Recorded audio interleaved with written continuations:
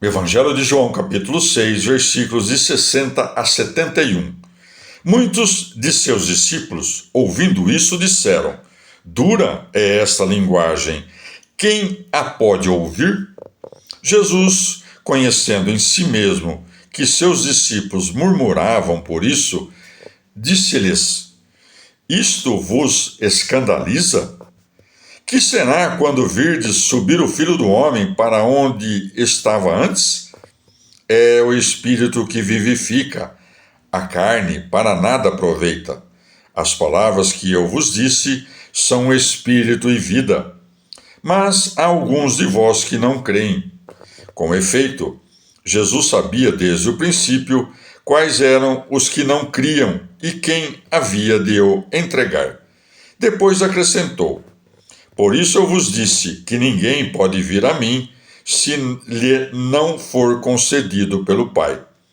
Desde então, muitos de seus discípulos tornaram atrás e já não andavam com ele. Por isso Jesus disse aos 12: Quereis vós também retirar-vos? Simão Pedro respondeu-lhe: Senhor, a quem havemos nós de ir?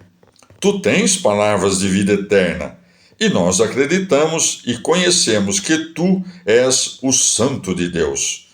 Jesus replicou: Não fui eu que vos escolhi a vós, os 12, e contudo um de vós é um diabo. Falava de Judas, filho de Simão Iscariotes, porque era esse que o havia de entregar, não obstante ser um dos 12. Palavra da salvação. Comentário João 6, de 60 a 71. Santo Agostinho. Tendo Jesus dito tais coisas, não perceberam que falava de algo grande e que aquelas palavras encerravam um mistério, mas a entenderam como quiseram, à maneira dos homens, como se Jesus se dispusesse a cortar a carne da qual estava revestido o Verbo, para reparti-la entre os que criam nele.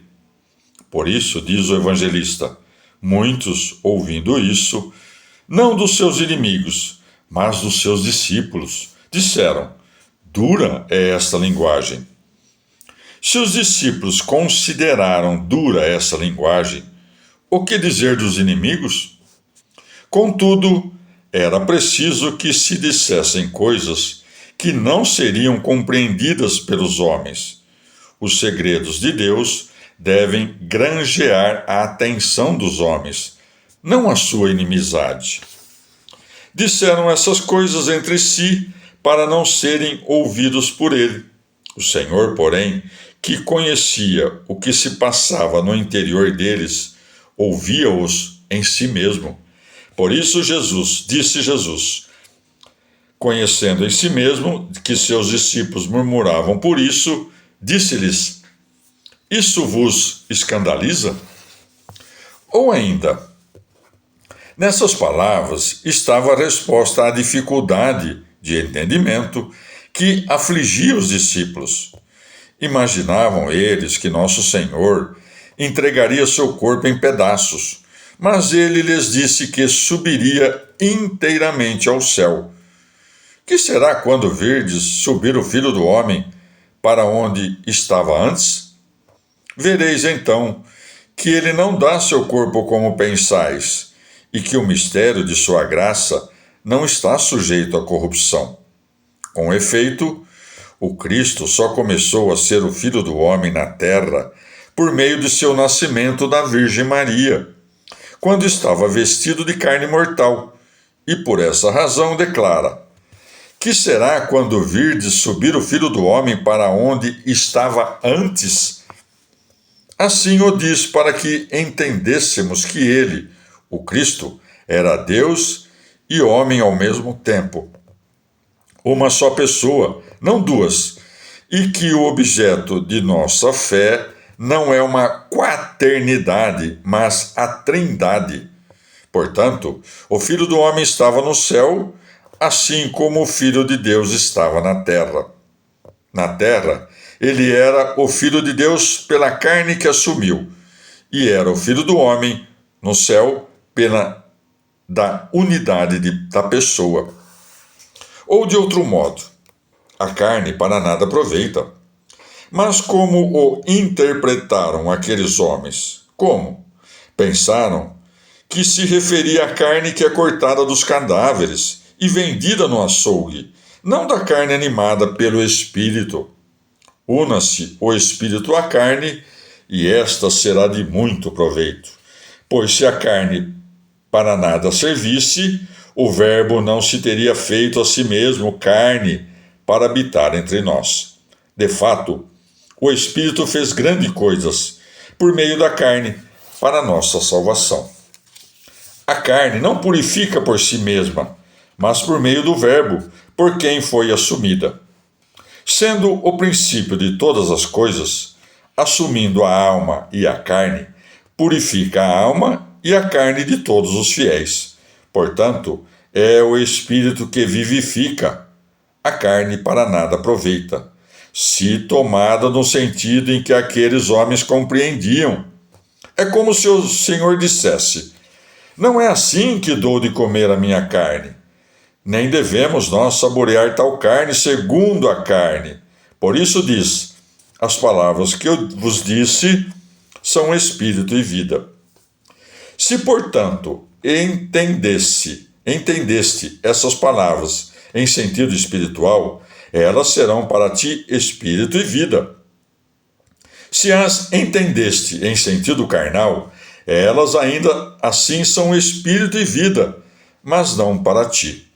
Dissemos, pois, que o Senhor nos convidou para comer sua carne e beber seu sangue, para que permaneçamos nele e ele em nós. O que pode produzir isso senão a caridade?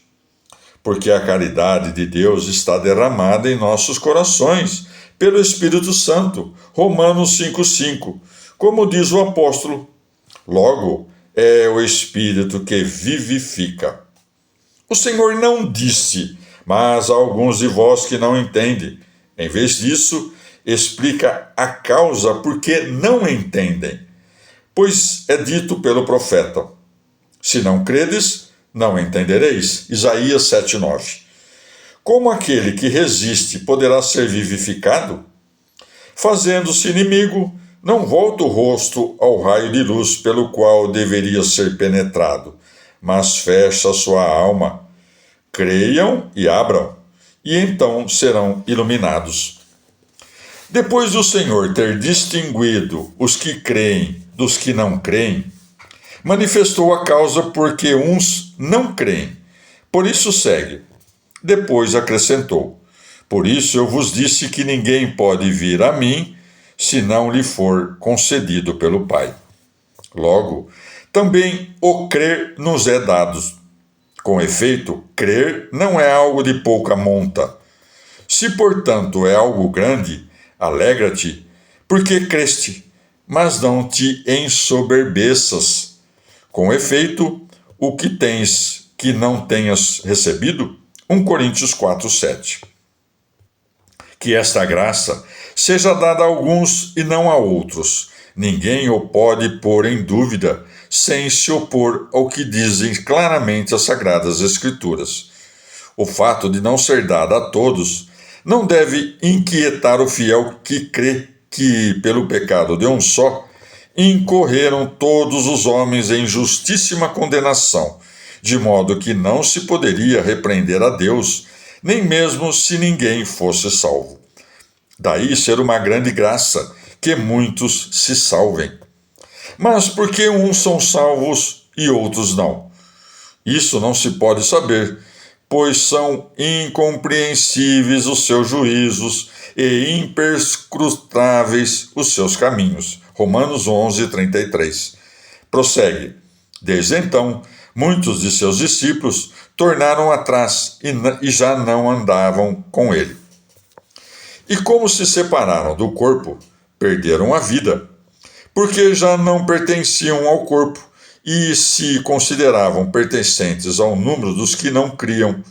Não foram poucos os que voltaram atrás, seguindo a Satanás e não seguindo a Cristo, como as mulheres dos quais diz o apóstolo: algumas se perverteram para seguir Satanás. 1 Timóteo 5,15. O Senhor não censura a Pedro, o enviando para que seguisse Satanás, mas fez com que viesse após si. Isso talvez tenha acontecido assim para a nossa consolação. Por vezes, ocorre que um homem fale a verdade, mas aquilo que fala não é compreendido, e aqueles que o ouvem se escandalizam e se afastam. Então, o homem arrepende-se de ter dito a verdade, dizendo para si: eu não devia ter dito isso dessa maneira. Assim aconteceu ao Senhor. Falou e perdeu muitos, mas não se perturbou, porque sabia desde o princípio quais eram os que não creriam. Quando isso acontece conosco, porém, afligimo-nos, encontremos consolo no Senhor e tenhamos, ainda assim, prudência ao falar. Como dizendo: tu nos repeles? Se vamos deixar-te, dá-nos outro a quem iremos. Essas palavras revelam um grande amor, pois Cristo era para seus apóstolos mais estimado que os próprios pais e mães. Além disso, para que não parecesse que diziam isso porque não haveriam quem os acolhesse, acrescentou: tu tens palavras de vida eterna. Com efeito, como tinha ouvido o Mestre dizer: eu ressuscitarei e terá a vida eterna, mostra que se lembra das palavras ditas. Os judeus, de fato, diziam: este é o filho de José. Mas São Pedro diz: e nós acreditamos e conhecemos que tu és o Santo de Deus. Cremos para conhecer. Se houvéssemos desejado conhecer para então crer, não seríamos capazes nem de conhecer, nem de crer. Cremos e conhecemos que tu és o Cristo, o Filho de Deus, isto é, que tu és a própria vida eterna, e não dás na carne e no sangue, senão aquilo que mesmo tu és. Este foi escolhido para que, por meio dele, ainda que não quisesse nem soubesse, fosse realizado um grande bem. Assim como os maus usam para o mal as boas obras de Deus, assim, inversamente, Deus usa para o bem as más obras dos homens. Quem é pior que Judas? No entanto, o Senhor usou a sua maldade para fazer um bem. Permitiu-lhe que o entregasse para nos redimir. Pode entender-se também o que diz: escolhi a vós, os 12, porque tinha consagrado o número 12 àqueles que anunciariam a Trindade às 4 partes do mundo. Não é porque um deles se perdeu que aquele número perdeu a sua dignidade, pois em lugar do que se perdeu, outro foi escolhido.